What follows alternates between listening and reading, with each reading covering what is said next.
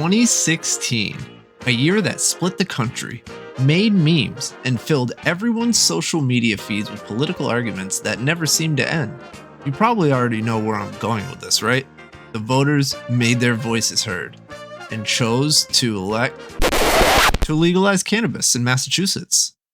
Yeah, not that election, although some may say this was a very controversial one in its own right. We were promised something big, a system built on safety, fairness, and opportunity, a model for the rest of the country to look up to.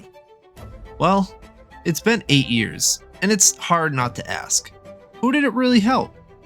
Because if you're a customer, an employee, or just a resident living near one of these facilities, chances are you felt ignored.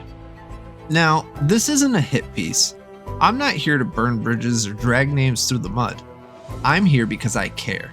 Because after 6 years inside this industry, I've seen what's working and what absolutely is not. Legalization wasn't supposed to turn into another corrupt gold rush. It was supposed to mean accountability, safety, and trust.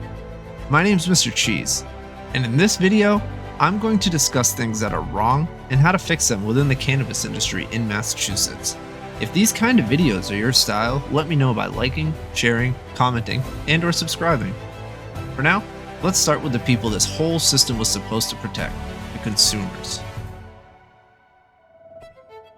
When legalization passed, the promise to the consumer was simple: safe, tested, transparent cannabis. No more back alley guessing games, no more worrying about what you were actually smoking. But 8 years in, it turns out transparency is one of the hardest things to find in this industry. Let's start with the testing. On paper, every gram of cannabis sold in Massachusetts has to go through a state licensed lab. Those labs are supposed to be the firewall between the grower and the customer, the last step that keeps contaminants, molds, and heavy metals off the shelves. In reality, that firewall has holes. In 2025, the state's Cannabis Control Commission suspended an entire testing lab after discovering products with potential mold contamination had still made it to retail. Thousands of units had to be traced, and consumers were urged to check labels for months of production. And this wasn't some isolated accident. Behind the scenes, people across the industry have admitted to something called lab shopping. And it's exactly what it sounds like. Producers shopping around for whichever lab will give them the highest THC numbers and the cleanest results. The higher the THC percentage, the faster the product sells, and that creates an obvious incentive to cheat the science. A Boston Globe investigation even uncovered lawsuits between labs accusing each other of inflating potency numbers and ignoring contamination. Now think about that for a second. The system built to protect consumers now fighting over who can make the data look better and not who's more honest. And it doesn't stop at testing. Look at the pricing. Since 2018, the average retail price per gram has dropped more than 60%, which sounds great until you realize many of those savings come from cutting corners elsewhere, whether it's packaging, curing, wages, or quality control. What we're left with is a market that looks affordable but feels unreliable. Consumers walk into shiny dispensaries expecting consistency, and instead get a lottery of potency, freshness, and honesty, all with little to no education being done to inform customers of what they could be looking for. Instead, you're sold today's highest testing 30% rando strain. Legalization was supposed to mean safety through structure. Instead, we've built an industry that treats lab results like marketing tools and treats the customer like a data point. And the sad part is, many of the people behind the counter know it. They see the product before it hits the shelves. They know what passes and what shouldn't. But that part of the story, the human part, that's next.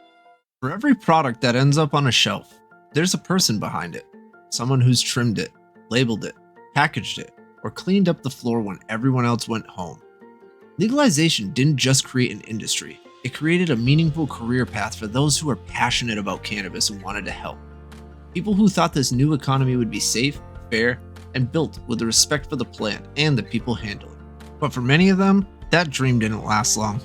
There was even an incident where a worker collapsed inside a Holyoke cultivation facility in 2022 after inhaling ground cannabis dust. She later died from respiratory failure.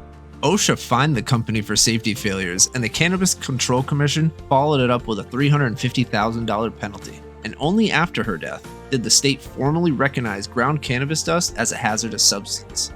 No one should have to die to prove their workplace is unsafe. Yet stories like this ripple quietly through the industry.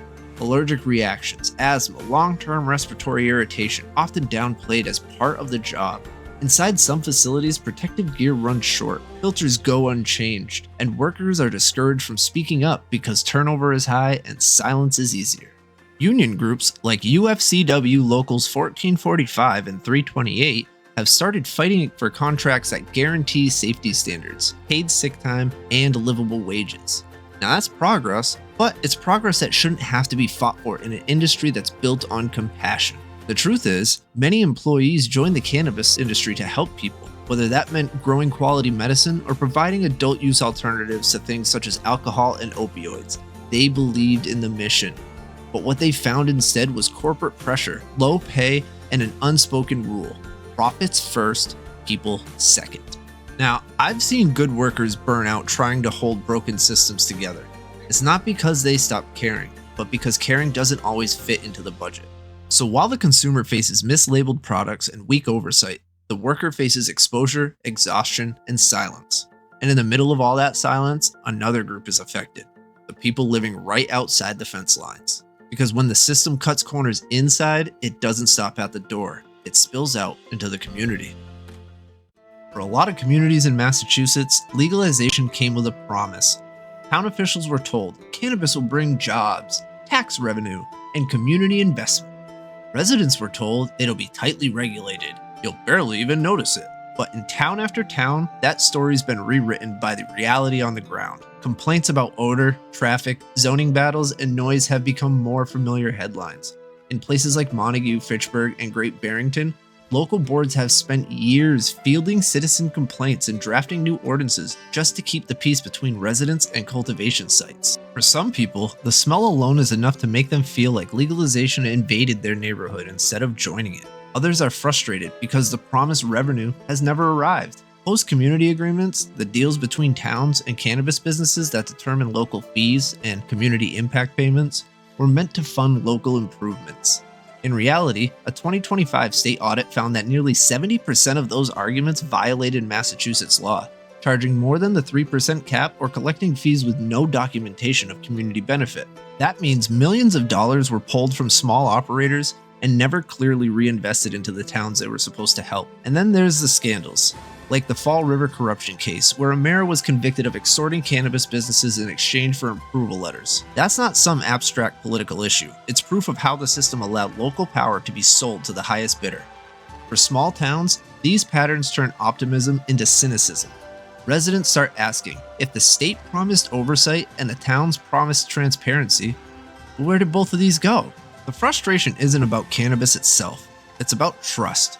People voted for legalization because they believed in fairness, that an industry built from the ground up could operate better than the ones that came before.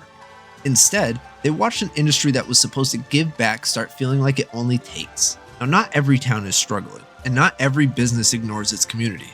There are operators who donate to local programs, who hire locally, and who genuinely want to be good neighbors. And let's be real, kudos to them. There are some companies trying to fulfill the promises made. But the fact that those examples stand out as rare says everything. When oversight breaks down inside the system, it doesn't just hurt the customers or the workers.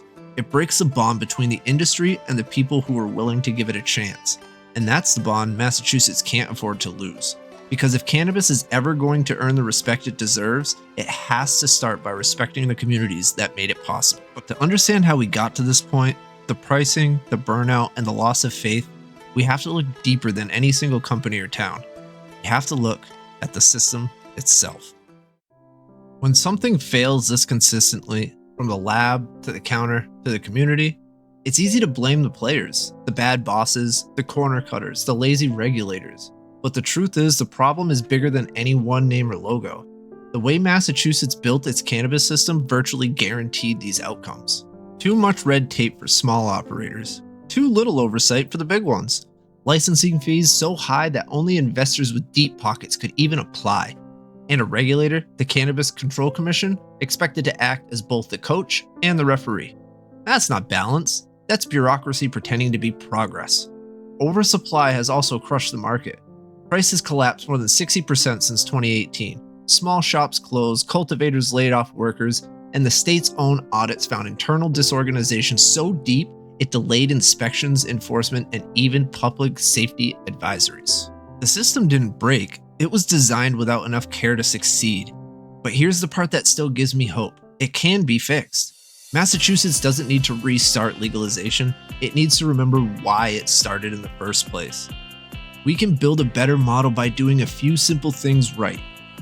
First, put safety before sales.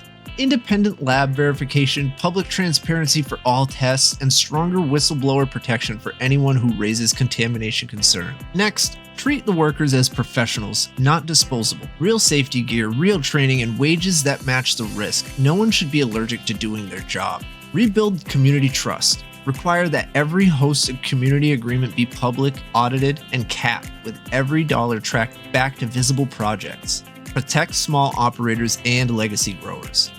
Lower license barriers, reduce renewal costs, and prioritize equity applicants who actually live in Massachusetts, not these shell companies that keep pretending to. And finally, hold the regulators accountable. Transparency shouldn't stop at the companies, it should start with the commission itself. Legalization was never about creating another corporate empire.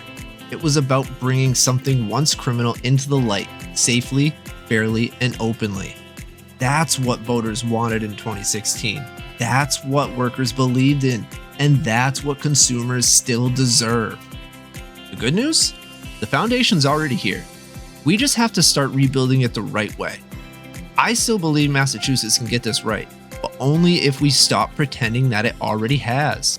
Because cannabis, at its core, was always meant to bring people together, not push them apart. And if we want the industry to grow, it's time we start growing differently. I'm Mr. Cheese, and if you enjoyed this or learned anything from this video, please like, share, and subscribe to the channel. It will help others learn about this issue and also help get these problems fixed. Till next time.